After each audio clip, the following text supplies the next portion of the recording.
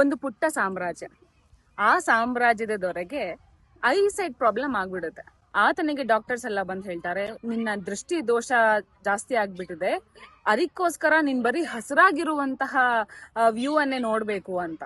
ರಾಜನಿಗೆ ಅಯ್ಯೋ ನಾನ್ ರಾಜ ಆಗಿದ್ದೀನಿ, ನನ್ ಕಣ್ಣೇನೆ ಪ್ರಾಬ್ಲಮ್ ಆಗೋಗ್ಬಿಟ್ರೆ ರಾಜ್ಯಭಾರ ಮಾಡೋದಾದ್ರೂ ಹೇಗೆ ಅಂತ ಆಲೋಚನೆ ಮಾಡಿ ಆತನ ಮಂತ್ರಿಗಳಿಗೆಲ್ಲ ಒಂದು ಆಜ್ಞೆ ಕೊಡ್ತಾನೆ, ನಾನು ನೋಡುವಂತಹ ಪ್ರತಿಯೊಂದು ದೃಶ್ಯ ಕೂಡ ಗ್ರೀನ್ ಆಗೇನೆ ಇರಬೇಕು ಅಂತ. ಮಂತ್ರಿಗಳು ಠರಾವ್ ಹೊರಡಿಸ್ತಾರೆ. ಇಡೀ ಸಾಮ್ರಾಜ್ಯವೇ ಏನಾಗ್ಬಿಡುತ್ತೆ, ಹಸಿರುಮಯವಾಗ್ಬಿಡುತ್ತೆ. ಹಸಿರು ಕಲರ್ ಪೇಂಟ್ ಹೊಡಿತಾರೆ. ಮನುಷ್ಯರು ಕೂಡ ಹಸಿರು ಬಣ್ಣದ ಬಟ್ಟೆಗಳನ್ನ ಧರಿಸ್ತಾ ಹೋಗ್ತಾರೆ. ಪ್ರಾಣಿ ಪಕ್ಷಿಗಳಿಗೂ ಕೂಡ ಹಸಿರು ಕಲರ್ದ ಬಣ್ಣಗಳು ಹಚ್ಬಿಡ್ತಾರೆ. ಹೀಗೆ ಅದೇ ಸಾಮ್ರಾಜ್ಯವನ್ನ ದಾಟಿ ಒಬ್ಬ ಸನ್ಯಾಸಿ ಹೋಗ್ತಾ ಇರ್ತಾನೆ.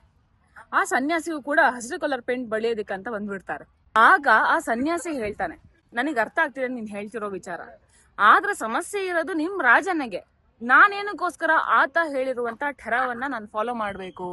ನಾನು ಇವತ್ತಿಲ್ಲಿರ್ತೀನಿ, ನಾಳೆ ದಿನ ನಾನು ಮುಂದಿನ ರಾಜ್ಯಕ್ಕೋಸ್ಕರ ಅಂತ ಹೇಳಿ ಹೋಗ್ತೇನೆ. ಇವತ್ತಿಲ್ಲಿದ್ದಾಗ ನಾನು ಹಸಿರು ಬಣ್ಣ ಹೊಳ್ಕೊಂಡ್ಬಿಟ್ರೆ ನಾನು ನಾಳೆ ದಿನ ಮತ್ತೆ ಬೇರೆ ಕಡೆ ಹೋಗ್ಬೇಕಲ್ಲ, ನನಗೆ ಇದೆಲ್ಲ ಆಗೋದಿಲ್ಲ, ನಾನು ಹಚ್ಕೊಳ್ಳೋದಿಲ್ಲ ಅಂತ ಕೂತ್ಕೊಳ್ತಾರೆ. ಅಲ್ಲಿ ರಾಜನಿಗೆ ಕೋಪ ಬಂದ್ಬಿಡುತ್ತೆ. ಅಲ್ಲ, ನಾನು ಇಷ್ಟೆಲ್ಲ ಕಷ್ಟ ಪಡ್ತಾ ಇದ್ದೀನಿ, ನನಗೆ ಇಷ್ಟೆಲ್ಲ ಸಮಸ್ಯೆ ಆಗ್ತಿದೆ, ನಾನು ಹಬ್ಬ ಏನಂತ ಹೇಳ್ದೆ, ಎಲ್ಲ ಬರೀ ಗ್ರೀನ್ ಕಲರ್ ಅಲ್ಲಿ ಇರ್ಬೇಕು ಅಂತ ಹೇಳ್ದೆ, ಇವಾಗ ನಂಗೆ ಕೇಳ್ತಿಲ್ವಲ್ಲ ಅಂತ ಹೇಳಿ ಏನ್ ಸನ್ಯಾಸಿಗಳು ಹಿಂಗೆಲ್ಲ ಮಾಡ್ತಿದ್ದೀರಲ್ಲ ನೀವು ಅಂತ ಹೇಳಿದಾಗ, ಆಗ ಸನ್ಯಾಸಿ ರಾಜನಿಗೆ ಒಂದ್ ಮಾತು ಹೇಳ್ತಾರೆ, ಅಲ್ಲ ಮಹಾರಾಜ, ದೃಷ್ಟಿ ದೋಷ ಇರೋದು ನಿನ್ನಲ್ಲಿ, ನೀನ್ ನೋಡ್ಬೇಕಾಗಿರೋದು ಹಸಿರು ಬಣ್ಣಗಳು.